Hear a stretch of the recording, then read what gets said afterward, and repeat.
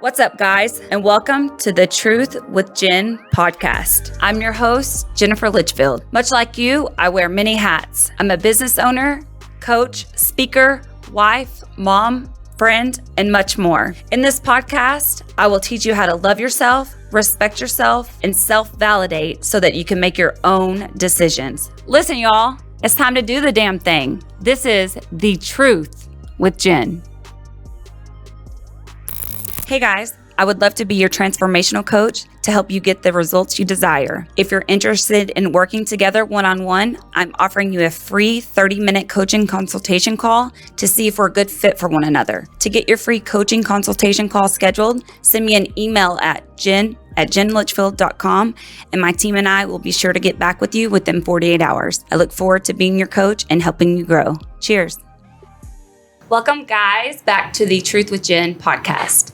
So today's episode, I have a special guest on, and before I introduce her, I do want to offer anyone listening a trigger warning. So today's episode, we are going to be talking about childhood sexual abuse, domestic violence, and it's just a heavier topic. So if you're not in a place right now to listen to this, I want to offer that warning to you. I do want to say this, though. The purpose behind doing such a heavy episode is so that when you get to a place and you find the courage to listen to this, it's to offer you healing and peace and compassion and understanding, and most importantly, conviction to start taking steps forward to the new you, to the real you.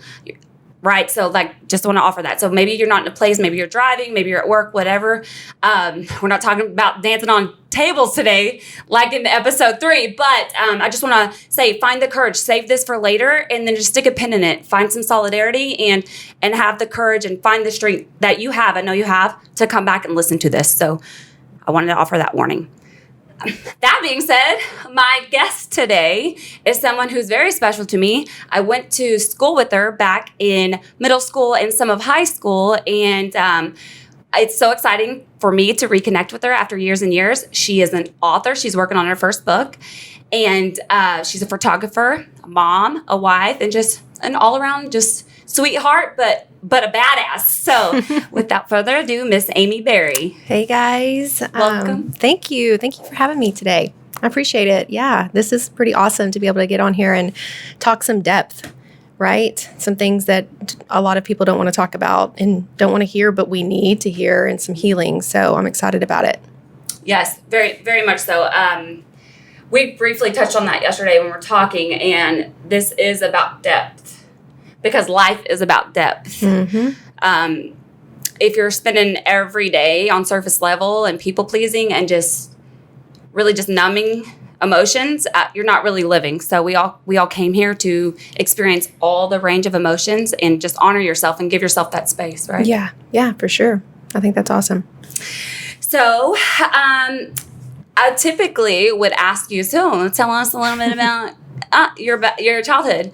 But because that would go, we'd be diving in the deep end, I'm going to ask you this instead. So what's a typical day like for you nowadays? Well, with the quarantining life going on, my typical day is pretty much me on the verge of about to lose my mind with my kids. And then the other side of it is trying to just be the best mom version of myself. And it's sometimes that line can get a little bit crossed, and I try to balance it all. I want to be the best version of myself, and that goes along with me trying to be a good photographer and run my own business, me trying to write this autobiography for healing, and trying to be the best mom I can be for my kids. And so, it's me just pretty much trying to balance it all. And some days I don't get good results with my writing, or some days I feel like I failed at being a mom.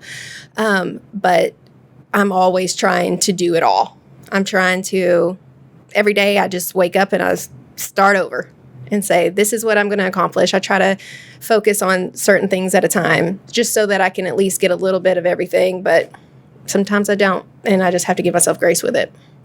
In the days that you feel like you have let your kids down or your business down, How do you go about soothing yourself and not beating yourself up?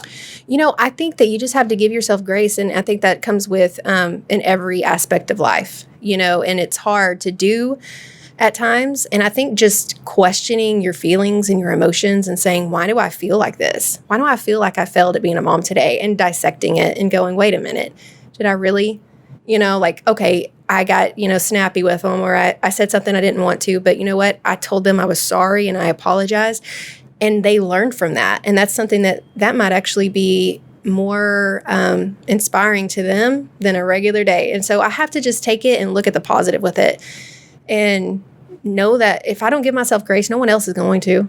I got to do it. If I want to be a better version of myself, I have to give myself grace and know that, God gives me grace. Why do I not give myself grace? Yeah. So that all of that's so true.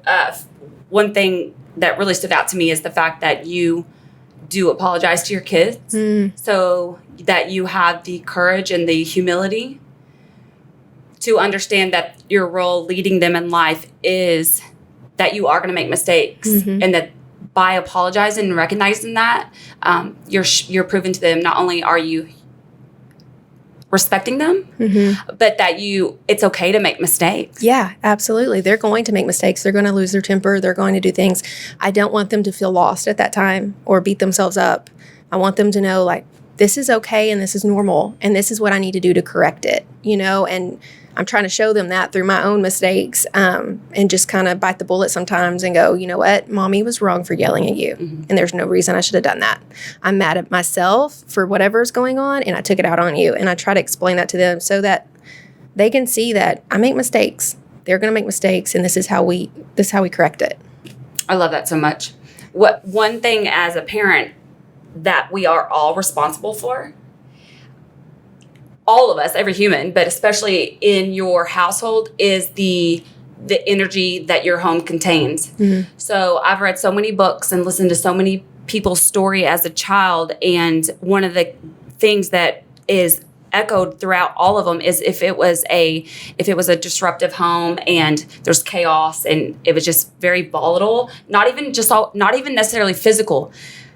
You have to understand, these kids, you pick up on energy more than you do words. Absolutely. And actions even. They can feel it. There's a reason why kids know when to ask dad for something and when they don't. They know. They're reading the energy. They can tell. And so, I think that's just such an important key thing to recognize, right? Yeah. And, with my photography, I really see that a lot. Families will come in and they're like, stop doing that. Don't do that. No, sit down. No, don't do that. No, smile. Just smile like you normally smile. And they're over here scolding their kids, and then they don't understand why the photos aren't just these natural looking photos like they find on Pinterest, and I have to try to take control over the situation and just be like, okay, it's okay. Let me, this is what we're going to do. Let's start all over. And, he's fine sitting here or doing this. Let's figure out a solution here, because parents set the tone for their family photos. They set the tone for their household, everything. And so, you're absolutely right. It's crazy because kids pick up on it. And when the parents are stressed about it, it just absorbs all around them. How did the parents receive that when you say it's all good? Yeah. How do they receive that? When I first started photography, I was I didn't have enough confidence to kind of take the reins, but now I do. And I think they see my work and they know that, okay, she's giving us direction, and there's a little bit more respect with that.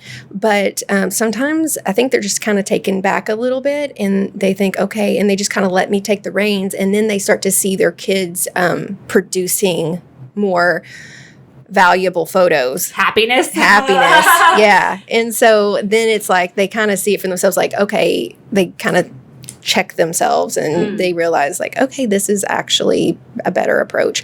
Or I'll say, hey guys, let me, I'm taking pictures of him. Why don't you guys go over there and just be me and him right here. And I can have some time to focus with him. And so I think that makes a big difference as well.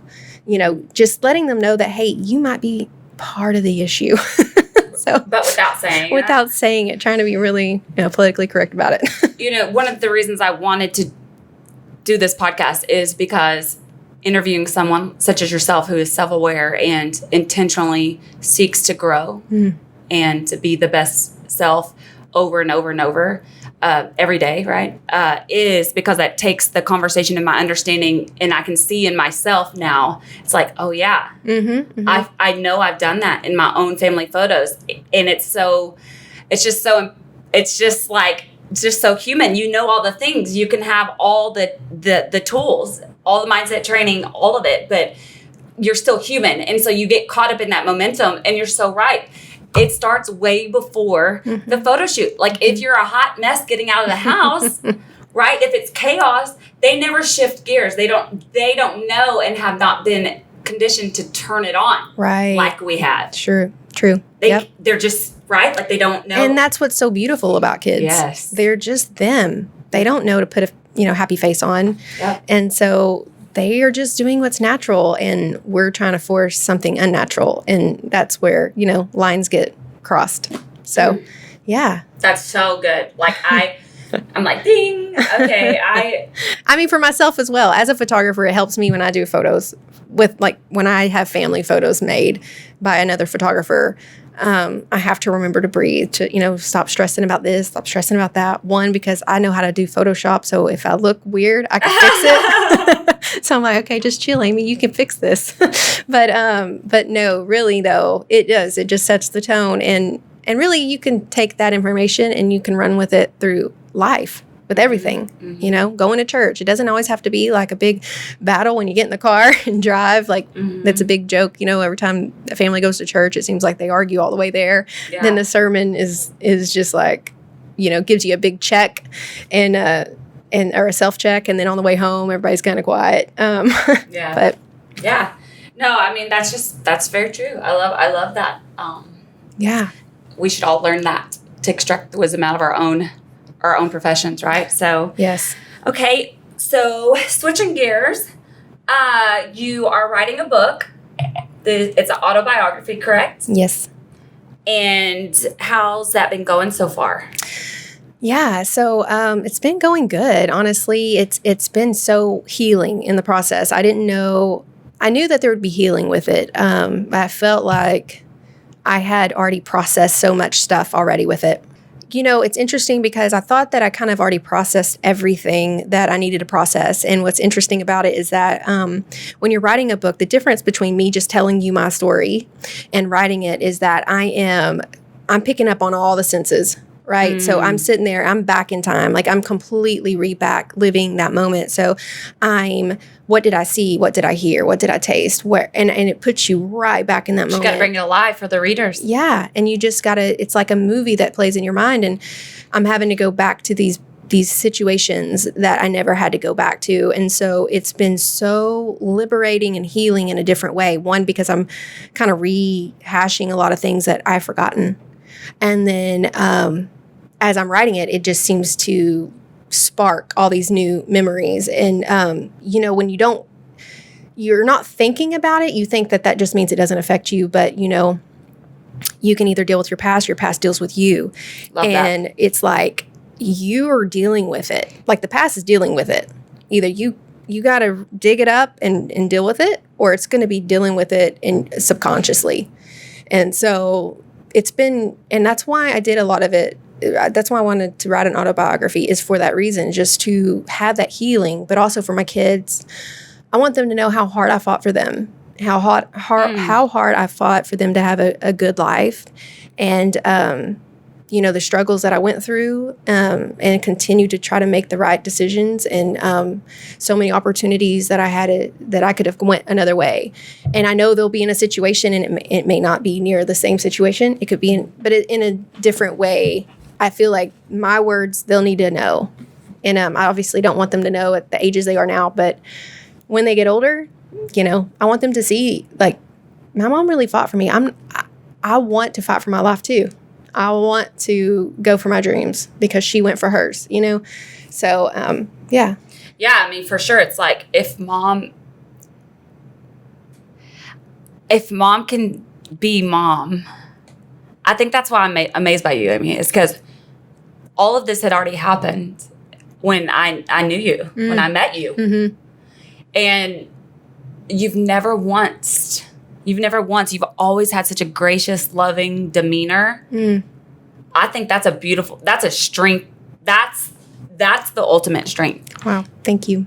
You could make me cry saying that. I mean, when I met you, we were in middle school, and I did, I don't feel like I harbored the pain of the past that I went through. I think that as I got into teenage years and I left, I moved from the school we were at in sophomore year, I believe. And that's when things started to hit home. And I don't know if it's just because I moved and I was around a new place and I was absorbing new things and I had to kind of figure out where I belonged at the new school. But I started to process things differently, and I started to see things for really hard truth. And I remember... What do you mean by that? Just, I think as a kid you can lie to yourself and you say, well, I came from the best family. I have the best mom. I have the best dad. And not that I ever really did that, but I never acknowledged where I really was in the world. I didn't think I was a victim. And not that I think you should victimize yourself, but I think we should be real with ourselves. And you just don't get that until you are so mature. You just can't really process how things really are. Well, you don't have perspective. You don't, you know, and I think just moving maybe provided that. And, but I started to really realize how I stood up against everybody else in the world. And it hit hard. It was like, whoa, everybody else has normal families.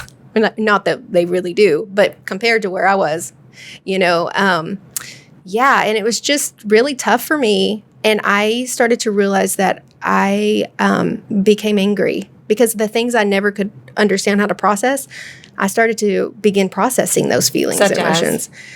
Like, the sexual abuse was one, that was one. Mental abuse, physical abuse, being abandoned, feeling unloved by parents, feeling unloved by my grandmother who was raising me. These were the feelings that I started to finally feel, or I guess I'd already felt them, but I just started to process it more and understand, this is why I feel this way. This is why I shut down when someone talks to me or does this. And so with that comes the backlash of the pain. And it was, and I say this, I was a very fun-loving person in high school. I was fine. I think it was after high school when things really started, probably 17, 18 on up. My mom she had been in prison, and she got out of prison around 17 or 18. And I saw some things and saw it from a different perspective, and it hit hard. And I realized that I was on the path that I didn't want to be on, that I had convinced myself all my life that I would be this awesome person and be better and be a Christian and be all these things. But my path was showing different. And so I was lying to myself. Were you using drugs? No, I never used drugs, thank God. My mom pretty much kept me from that. Yeah. But I was distracting myself from real life. I was partying. I was, not that, I was running. I was running from my feelings. I was running from all the emotions. And I was still going to college, so I thought that I was still doing everything I was supposed to be doing. But I was with a boyfriend that I shouldn't have been with. I was not engaged in really in my future. Just becoming the person I never thought I would be. And you just kind of convince yourself and lie to yourself and say, well, that's not me. I'm just living this life right now, but I'm going to get past that. This is just now. Yeah. And I just kind of told myself, God, I'll get back to you. I love you. I know you love me, but I got to take this time for me. I'll be back. So I might have a different opinion on that. I think that you are doing what you're supposed to do. Yeah. It's not you don't put God on hold. He never leaves. Right. No. Yeah.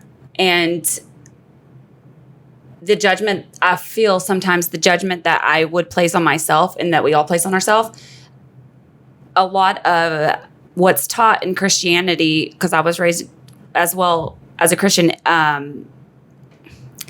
it makes you internalize way more shame than you should. I don't think that if you have you get wasted at a freaking college party?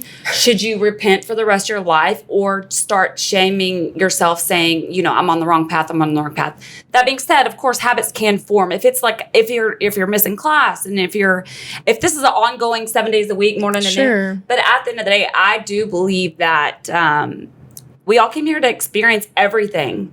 And, and God, that is what he intended, in my opinion. I think that's what he did intend. He didn't intend us to be walking on eggshells our whole life just so we can get to something better. Right. I believe it's here now. He created this like this is like God's playground. Right. Well, it's the thing is like I don't necessarily have regrets about my life. I know that I was on the wrong path, but I'm grateful that I knew that I discovered that, and I decided to. If I would have kept on living that life, my life would be drastically different. I had a wake up call, and I had to be like, okay, what was the wake up call? I was living out of my car. Okay, and you left that shit out. Yeah, like I literally lived out of my car for a week. Okay. And so my ex-boyfriend, I kept, when in times of trouble, I would always ask myself like, hey, God, show me a sign. If I'm not supposed to be with him, let me know. And then he'd show me a sign and it'd be like, show me another sign. Yeah. I don't want to leave him. And then finally, I'm misreading this situation, God. And finally it was like, God was like, okay, we're going to shut that door and we're going to slam it in your face. And he had cheated on me. And I remember I felt like I had convinced myself that because my life was so awful, my growing up, my not having parents, that I had this guy that really loved me. And I was not planning on talking about him, but this is so funny. But anyway, so I had convinced myself that meant that that's God's blessing. Like he had given him to me and we were going to be happily ever after. And so when that didn't happen, I was like, I was trying to control my life pretty much. I was trying to take the reins and be like, okay, this is my life and this is how it's going to work out. And I didn't have good parents, but I'm going to have my first boyfriend. I'm going to marry him. It's going to be so great. And it didn't happen. You're attached. I can identify with that. I did that with one of my exes. He was he was not in a good place in his life at that moment. He was a piece of shit to me. And he could have been a piece of shit to me without me being a piece of shit. Nonetheless, we were not good together. Right. And I realize now, what I've realized is when you have abandonment, I want to say, let's say issues, but that's so weird. When you feel any type of neglect in your childhood, whether that be material, basic needs, not material items. I'm talking about like basic needs, field trip money, new shoes, whatever it is, the notebook of the year. It seems simple and it seems materialistic, but really like when it's peer to peer, we're wired for our peers' connection and approval. Like because you identify in so many ways, age, shape, all the things you're going through physically. But when I realized, I'm loyal to a fault because I think that I have to make this work because so much of my life has failed. Right. So you attach to whatever good comes, right? You paint that picture. Yes. And then I kept replaying what I thought we were to like compensate or just justify the bad that was going on. Like, we'll get back there. Right. And God slammed that door too with my oldest daughter. He said, "What? Not with him though. Like with my husband now. Luckily it worked out. But he was like, shoot, we're gonna shut that. 'Cause, he's like, I ain't playing. We ain't going back there. So and it's awesome the things that don't work out, what true blessings they are. Sure. And I remember being in my car and literally had all the things that I had that I could fit in my little trunk of my little Tiburon. I mean, the trunk's like the size of this chair, and I had everything I could throw in there. And I remember driving and just praying. And I remember thinking, I told my ex-boyfriend, like, you ruined my life. You ruined my life. And I remember as I was praying to God, it was like this epiphany just came over me, and he didn't ruin my life. Like, no, this is not. And like, it's like God just spoke directly to me. I have so much more to do with you. Like, this is a stepping stone away from the negativity that you've been feeling. And so ended up moving in with some friends and ended up meeting my husband that I have now months later. And so, it was, I look back now and I realize like what a huge blessing it was. Yeah. So as a mom now, I'm like, ooh, I do believe that some of that I had to go through. I wonder if it's because I'm going to have to see through my girls' future boyfriend's BS. Because the ex I'm talking about, he was like a freaking politician, dude. Like, he was like people pleaser. Everyone loved him. And even when I was like, Mom, and she's like my best friend. I'm like, Mom, I think he's cheating on me. She's like, what? Yeah. He would never. Oh my God. No. Yeah. And I'm like, okay, and then I come back, I'm like, Mom, I'm serious. Like, and she's like, Jenny, like, she's like a handful of people that's allowed to call me that. And then anyways, in hindsight, when I was like, I had to be done though, right? Like, they always say women, when they're done, it's like the light switch goes off and that's it. Yep. Like, and that's so true. When the dust settled, my mom actually apologized to me. She was like, Mom, she's like, I want to apologize because I feel like I prolonged the pain, which she didn't. It was my choice, but I'm thankful for that lesson, and I'm thankful for her humility. What a beautiful gift she gave me, because as a mom, it's like, that's storing away for maybe I have to use that tool. Right. Or maybe I don't. Like, maybe you need a shovel, maybe you need a rake.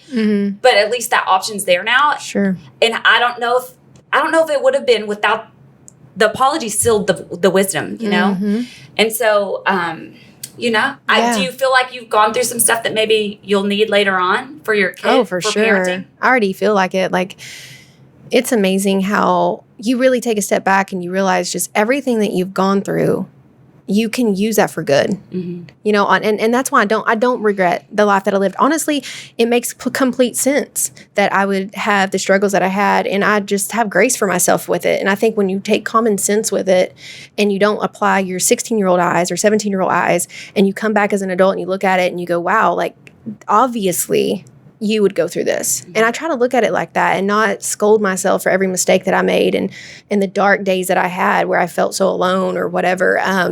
This was a learning process, and God knew that. God knew that I needed to learn. And, but I kind of had, I think there's different people in the world. I think there's the people that need to learn through experience.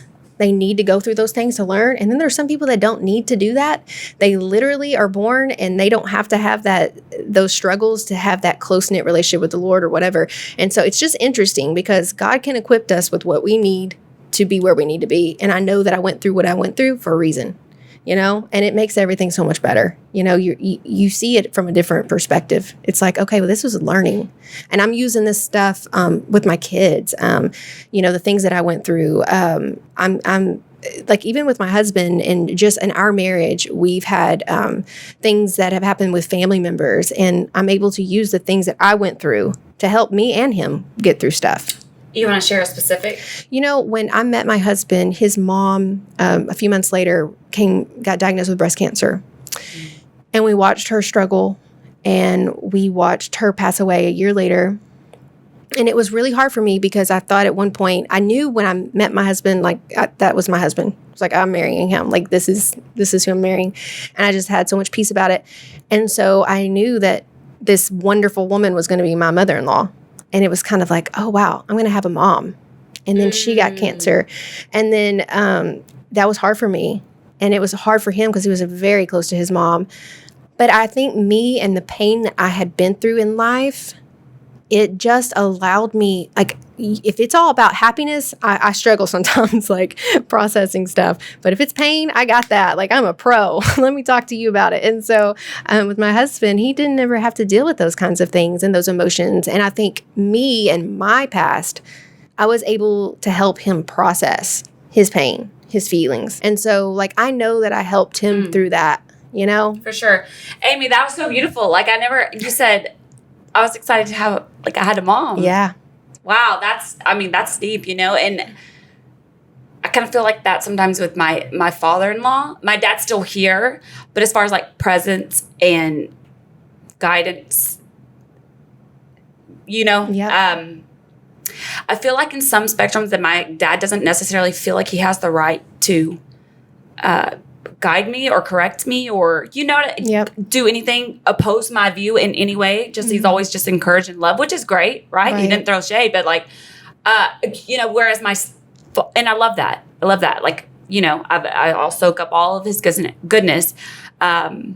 Whereas my father-in-law, we will have a conversation and come from different perspectives, and then I'll leave better for it, having had grown. And it's a mixed feeling I have sometimes, because sometimes it's like a double-edged sword I've learned for myself. It's like the more stable and the more role he plays in my life as a father figure, right? Like I view him as my dad. I call him my dad, my father-in-law. It's almost like I get a little resat for the little girl in me. Right. And I sometimes wonder, like, ooh, what else could I have done to this point if I had that? Sure. Do you ever feel that way? Oh, yeah. Yeah, as a mom, just to my kids, like they have a mom who's completely devoted to them and the best dad I've ever seen in my life. My husband is like the most amazing father ever. I mean, he walks in the door and he has a stressful job and he turns it off and he is like all about the kids. He plays with the kids. He loves on the kids. He shows emotion and like all the things that I never had. And I'm so happy for my kids. Like, I'm so happy for my kids. But I often think, like, if I'd have had parents like I am to my kids or my husband is to my kids, like, where would I be? Like, and I mean, and in so many ways, I would not be where I'm at today. And that's a negative thing, like I had to struggle. And sometimes I worry, like, my kids don't struggle enough. Like, I need to make them struggle, because I think this builds character and it makes you reach inside of you and pull your heart out so that you can accomplish. It does. But it's like kind of like the don't suppress it. Like, I have learned to hold that space for that feeling for me of like almost like mourning. It's like mourning what could have been, but not taking appreciation, or it's two separate subjects, right? Like, it's like, it's not like this is what I would be. Oh my gosh, I've missed out. It's just two separate things. Like, I hold that space to like honor that feeling. It's okay. It's okay. I'm sad my dad wasn't there, that has nothing to do with the woman I am today. I wouldn't change one thing, but nonetheless, that feeling is true. Yeah. And to allow myself to feel that, So. You almost wonder, like, your girls are going to have a void. They're going to have something filled with the void you have. Like, what can they do with that fulfillment? Like, how much further can they go? Like, I feel like with my kids, like, they're getting poured into so much more. Mm-hmm. And it's like we get poured into, and we can't pour out if we don't have something to pour out. Yep. You know what I mean? And so they're getting poured into constantly, and they're able to take that love and run with it. There's so much more opportunity when it comes to what they can do. Sure. And I think about that all the time. It's like I kind of want to vicariously live through them in some ways. Like, through those moments, I just want to sit back and just watch it and watch them playing with my husband. And I think about, like, just the joy. I think you don't understand the joy that comes from a moment until you have the absolute opposite, until you have that void. So true. Right? When you have that void, you're just like so down, and you just realize like how much you yearned and needed that. And then you're able to know like the depths of love that comes from it. Mm-hmm. When you don't never know what you've missed out on, you don't realize the depth of joy, You don't know what you don't know. No. Yeah, I mean, you don't know what light is without dark, right? Right. And that's the beauty of contrast, and that's why there's growth in contrast. And I do want to read something. Like, this is the perfect time. I'm going to read just a passage from her upcoming book. This is from chapter 1. Yep. This struck me like a freaking defensive, like a linebacker. Like Van Der Esch. Okay. This is in a random space, this random place in the chapter, okay? So, but you'll get it. You'll get the context. When a fight would break out and my stepdad would leave, I'd often be tending to my mother's injuries and soaking up time with just her. Time out. That makes me so emotional. When a fight would break out and my stepdad would leave, I'd often be tending to my mother's injuries and soaking up time with just her. And I just was not anticipating that ending of that sentence, but I loved it when it was just the two of us. I wanted to be with her every second of each day. I thought she was the most beautiful woman in the world. I remember sitting in her lap and feeling genuine comfort and always begging for lovings. I know neglect played a part in my desire to be near her, but as a mother now, I see myself through my daughter. And that makes me so emotional. I just was like, cry. because you're like, you knew the fights were going to come. Yeah. So for you to like, almost like a cue, like, ooh, mommy time. Yeah. How backwards is that? I know. Yeah, it is so backwards, but you just kind of take every moment you can get and you just take a hold of it. Yeah. And you take advantage of every opportunity you get, being where she was not only just me and her, but like literally she was always just kind of defenseless and just completely vulnerable at the moment. She'd just be sitting there looking at the clock or, completely just raw. And I didn't get that. Usually it was always like, I'm cleaning the house.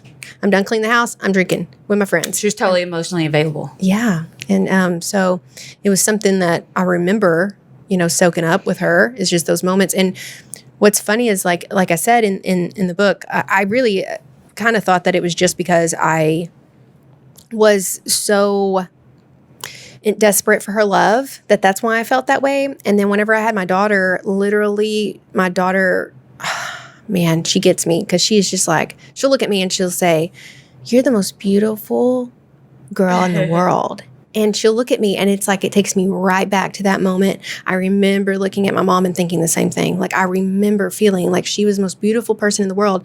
And so I know that there's just a bond. There's just a bond there. And it doesn't matter, and this goes out to anybody that feels like they've messed up as a parent, as a mom, they feel like they've just totally failed.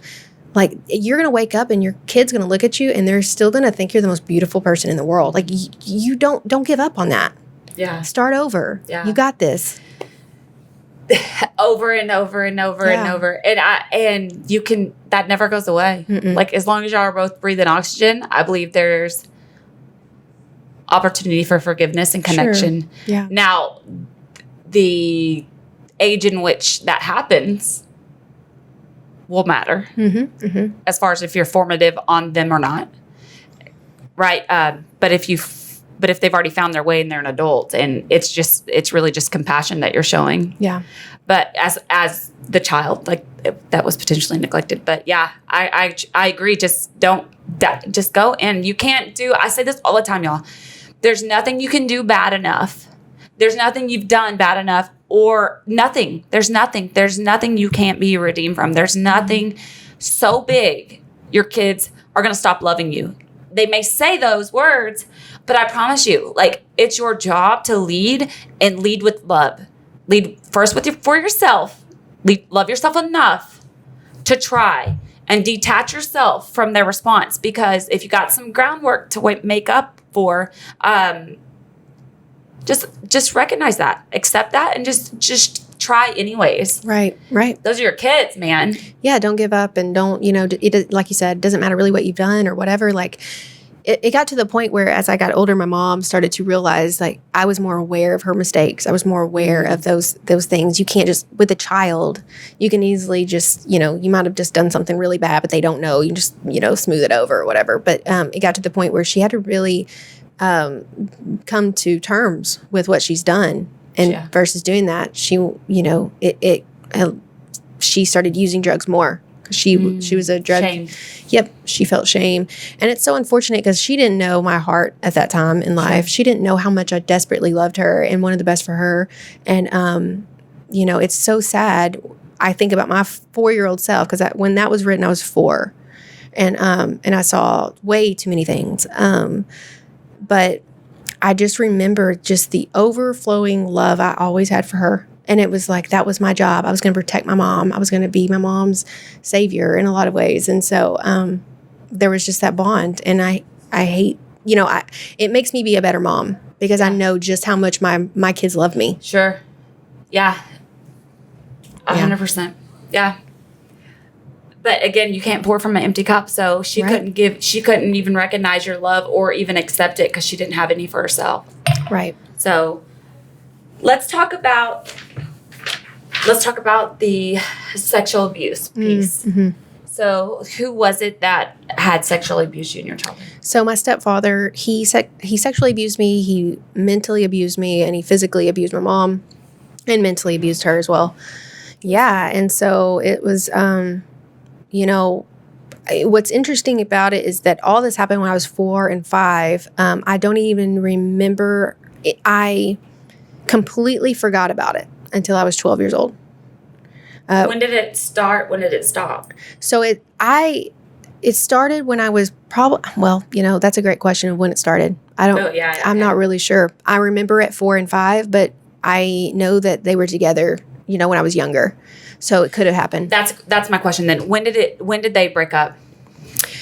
When I was 6, 5 or 6 is when they stopped seeing each other. I went to live with my grandmother. So at 6 years old, I did not, I think, something, it all kind of blends. Yeah. And that's amazing that you even have that much recollection at that age. Yeah. At 4, I mean, and most people that do have memories from that age are unfortunately not good ones, right? Yeah.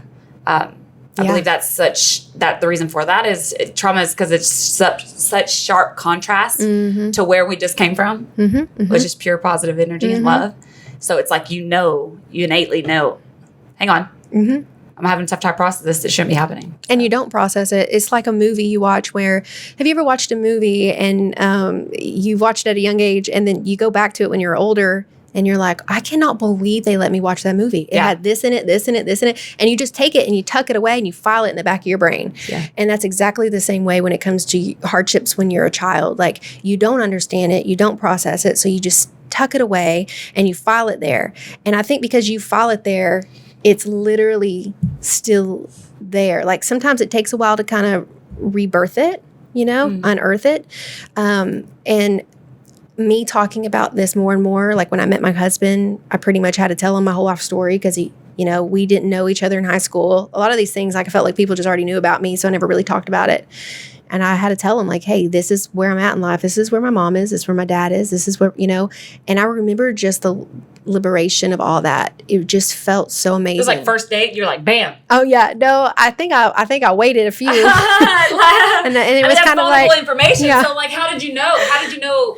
When you knew he was the one? Yeah, I did. Yeah, when I knew he was the one, but also when it started becoming awkward, like, hey, you've met my whole family, but you haven't even talked about yours. I'm like, well, let's talk about it. And so that's when that happened. And it was liberating, like, it was just liberating to know that I could talk to someone and it come out, like, just hearing you say the words, like, that's healing. Like, I strongly suggest anybody that's gone through anything, just talk to someone. Yeah. Tell them what has happened to you. Yeah. And there's just healing in that. Yeah. And it's hard just to even hear yourself say the things, but you're processing it. And when you're a kid, you don't know how to process it. You don't know how to process it. And I have such a soft spot in my heart for anybody that's been sexually abused. So I wasn't touched, but one of my stepdads made a freaking photo album of me when I didn't realize, of like me laying out or through the windows and stuff. That's creepy. As if. But that being said. So you were violated. Yeah, I felt violated. And then this one guy, one time, it's so crazy because you block it out. Yeah. We were giving him a ride. He was like a cousin. I'd never seen him before. It was like two dudes we were giving my cousin, or my friends with my cousin, we're giving him a ride down the street. Well, I was a friend, of course. Like when you're 15, you always have a friend. So me and a friend, I think it was Krista Farley at the time. Okay, yeah. She was in the back seat with us, and so we had to sit on these random ass dudes' laps. But it was like right down the street. My mom was driving. My mom, she raised me, and so he started like doing this, like trying to like inch his way into my shorts, and I could tell you, I was frozen with fear. I didn't say anything. I didn't know what. I was just like so thankful that we got to the place before anything happened. But I remember processing. Okay, like I calculated this situation. I'm like, what would cause the least amount of damage to the people I love, you know? And I'm thankful that didn't happen. That being said, I can dude, I'm such a fighter. And even then I was mouthy I've always been feisty, and it froze me with fear. Yeah. And so I want to say, like, anybody that's been out there, if you felt like you should have done something different, or what did you do wrong? And it's what I want to say to you is, dude, nobody should try. Nobody, that's not on you. Mm-hmm. And if it's happened, I'm sorry. And let's figure out how to get you, let's unclaim their name, or unclaim their shame and reclaim your name. Yeah. Let's move forward. And my family has been affected deeply by being sexually abused in childhood. Mm-hmm. So one thing we talked on is 7 times out of 10, it's a family member, y'all. Mm-hmm. That's facts. Mm-hmm. That is a fact. The problem with that is not only the access they have to your kids, our kids, you as a child, the built-in protection. Not only that, is when you have to process that later on, you gain perspective that you hear the word incest and you're riddled with shame, then you for sure want to keep that shit in. Mm-hmm. It's like the shame grows versus going, it's with sexual abuse. It gets bigger until you blow a lid, or it manifests in drug use, or it manifests for men. Men think they fight all the time, and it's like they're trying to prove that they're not gay. And it's like, hey, right. You're a victim. This isn't your pain. Yes. But I want to say that it's common as hell. Yeah. Unfortunately. But that's all the more reason why it needs to be talked about. Mm-hmm. Because so many people, when you talk about it, when I started studying the suicide ideation for my Tipsy Tuesday, from that is where I noticed that so many had been sexually abused statistically. Mm. So then I dove into that. Yep. And that's so tied. That's so tied, guys, to if you have been sexually abused, that's so absolutely tied to the statistics of drug use, of abandonment of their own children, of suicide. Yep. That's how heavy this shit is. And I want you to find grace in your heart. Right. Hurt people hurt people. Hurt people hurt people. Break the cycle. Break the cycle. Have the conversations, and have the conversation with your kids too. Yeah. You know? Sorry, I just had to go off on a tangent because it's so real and it's so rampant in our society. And then nobody wants to talk about it because it's so deep. It's so attached. It's your body. You can't, this is the only body you have. So that's all the more reason, guys, you got to love yourself. Find the love, find the grace, and just heal yourself. I want you to commit right freaking now to being a warrior, such as Amiee. Find the courage. Write it. Right? You don't have to write a book. You can write a book, though. Start journaling. Yeah. Find someone who is you trust that you can have this conversation with. And if you're married, if you've been sexually abused, and if you haven't disclosed that to your partner, single-handedly, if you want to prove your marriage, do that. Mm-hmm. Disclose that to them. Yep. It answers a lot of questions, too, whenever you don't understand how it can be affecting your marriage, Yep. I mean, it's when it's someone, and like you just said, most of the time it's someone in your family, that's someone you're supposed to be trusting. Mm-hmm. It can interfere with the trust you have for your spouse. It can interfere with the trust you have for other people, everything, it affects it. And, when we don't want to talk about something that's happened to us, it's because we have it still attached to us. And we think that puts the mirror back in our face. We think it is us. Yeah, I think it is us, or that it defines us, or that, we'll be judged by that. We'll be, whatever. And I mean, I'm sure I'll be judged or whatever at some point, but you're going to be judged regardless, whatever you do.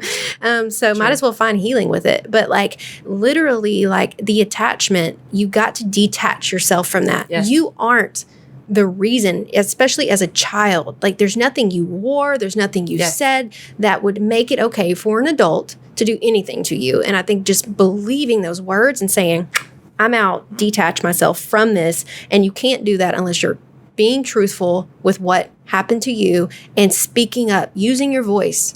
And whether that be with one person talking about it, but you got to talk about it with someone. You got to write it out. You got to get those feelings out. Yeah, you do. You do. You really do. It's imperative. It's imperative to your well-being. It's imperative to your kids' well-being, your overall happiness, your all of it. Even high achievers, high achievers. That's what's driven them, is trying to prove that they're good enough, that they are of value, that they aren't nothing to be ashamed of. And that manifests as a financial burden, that as financial success. But if you are riddled with shame and you feel alone in the inside, and that's with someone who loves you, laying next to you in your bed, you got work to do still. And I just encourage you. I encourage you so much. I encourage you to know your value. I encourage you to know you're worth it. I encourage you to choose to be worth it, whether anybody else chooses that or not, that you choose that you're worth it. Yes. The healing. Because the abuser is still abusing you if you don't. Oh, that's so good. Right? I mean, you think that happened at 4 years old or 5 years old or 15 and that it stopped there.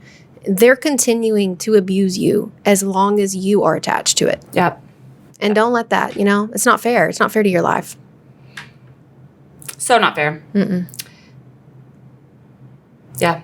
I have a last couple of questions for you, but I just want to tell you, I so admire you. Oh, thank you. And your courage. And I'm still just blown away that your demeanor is the exact same as when I knew you, and so, I just admire that. Wow, thank you. Because hurt people do hurt people, but you never did. Yeah, and I there's really no other reason other than God in my life, honestly. Yeah. Just having the grace that I felt and the love from God. Like I said, you can't pour anything out if you don't have anything to pour out. And the only thing I had that poured into me was God. That's really it. And so that changed my life. Yeah. And yeah. I love that. And that's available to everyone, Yeah, absolutely. Your definition doesn't have to be the same. It doesn't matter. Develop a personal relationship. Yeah.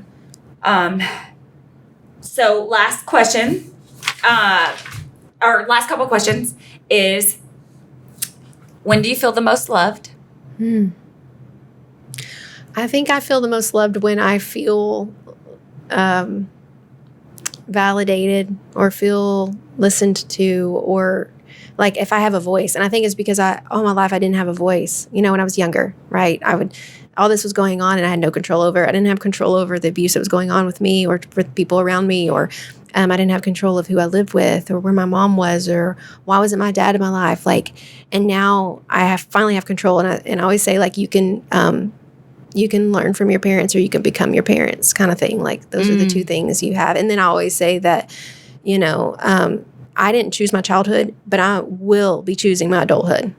Oh, so good. Right? I didn't choose that, but I'm going to do it. So that's where I'm at. I just, I want to feel heard. Now I have my voice. And when I think about my stepdad, the things that he took away from me, right? It was my voice at that time. And I have my voice now. Yeah. And I'm going to let people know that, that they have a voice too. Yeah. You do not have to be the victim. So break that momentum of control. Right.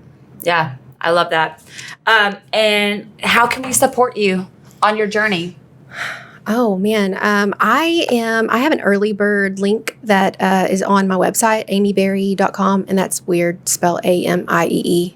It's not weird. She's throwing shade at herself. That's not allowed on this podcast. I'm pretty sure my mom had a lot of pain medication when she had me, because I don't know anybody else that spells it AMIE, but if you do, cool.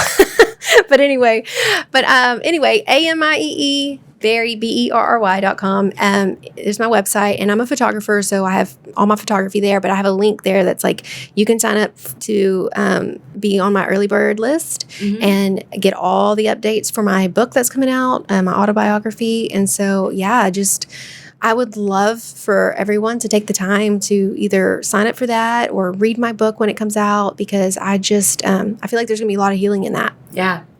So good. I got to read chapter 1. I feel like a insider for real.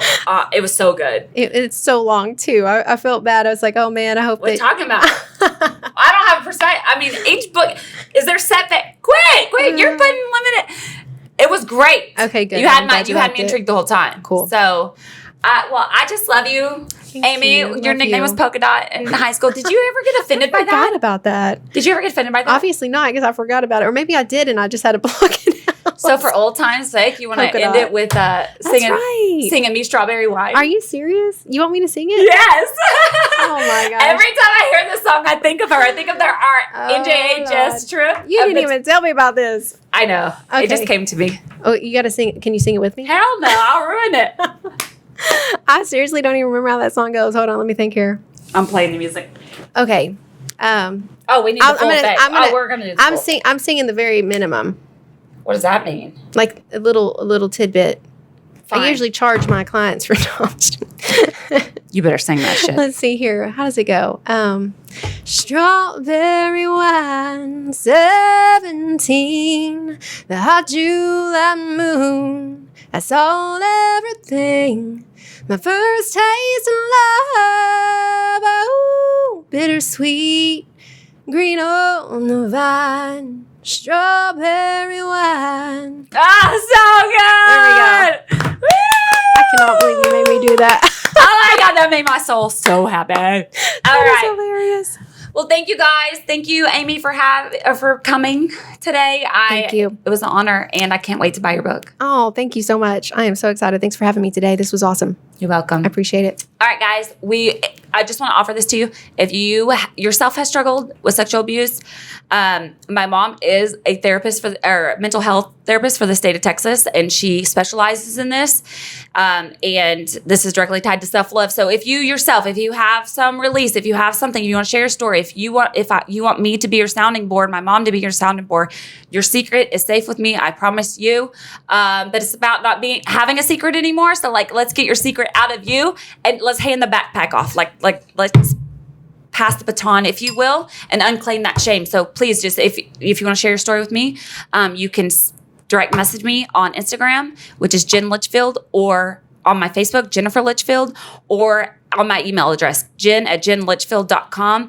I would love to be a part of your healing journey and process. And even if it's just like releasing the gas valve, there's no judgment here, only love and compassion and wholeness, which you already are. You're not broken, you're whole. So, all right. Cheers, guys. I'll see you next time. Thanks, guys, for listening. You can find my podcast and additional episodes on Spotify, Apple Podcasts, Google Play, and any other major audio platforms. To watch the video from the show, you can find it on my Facebook page, which is Jennifer Litchfield, or on my YouTube channel, Jenn Litchfield. And don't forget, JENN, 2 N's. If you like the message of my podcast, please go and subscribe, like, and review so we can continue spreading the message of self-love. And please go follow your girl on Instagram @Jenn Litchfield. Thanks, guys. I'll catch you next time.